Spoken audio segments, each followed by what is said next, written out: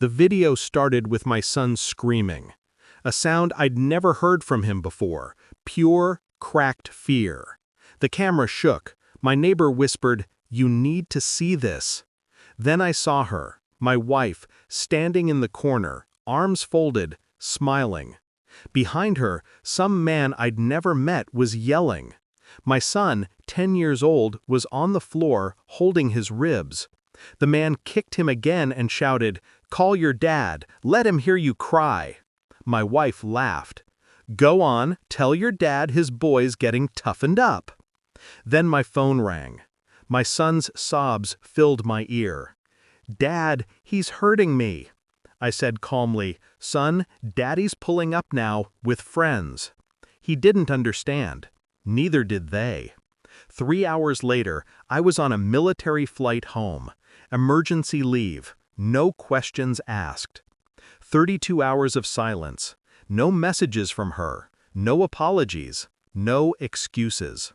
Just the video, playing on loop in my mind.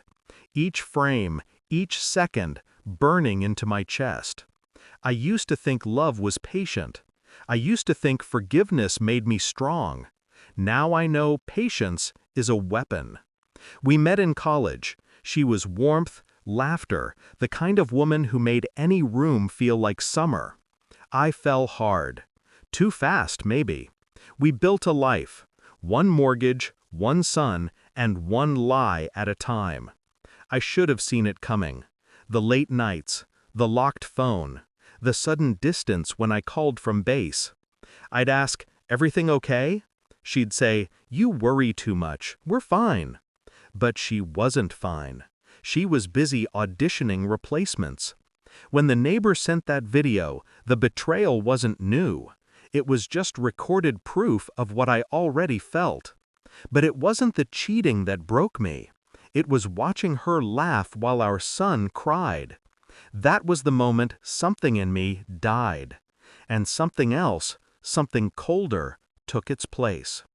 I didn't go straight home. First, I stopped at the sheriff's office. Showed the video.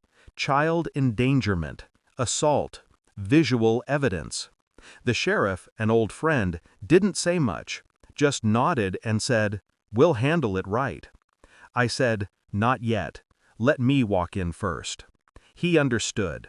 At 7:14 p.m., I parked across from my house. The porch light was on. Music inside. I walked to the door with 2 deputies behind me. No sirens, no noise. I opened the door like I lived there, which, technically, I still did. He was sitting on my couch, shirtless, beer in hand, my son's video game controller in the other. When he saw me, the bottle slipped. I saw it in his eyes. Recognition, then fear. "Hey man, listen."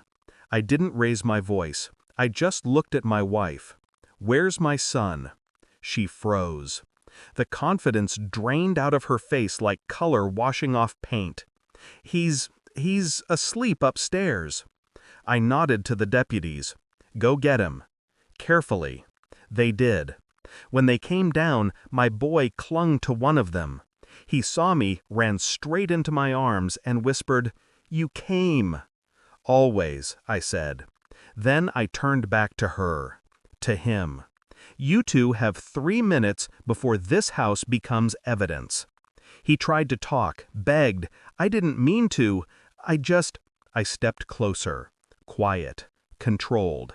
"You hit a child who isn't yours. You mocked a father you've never met.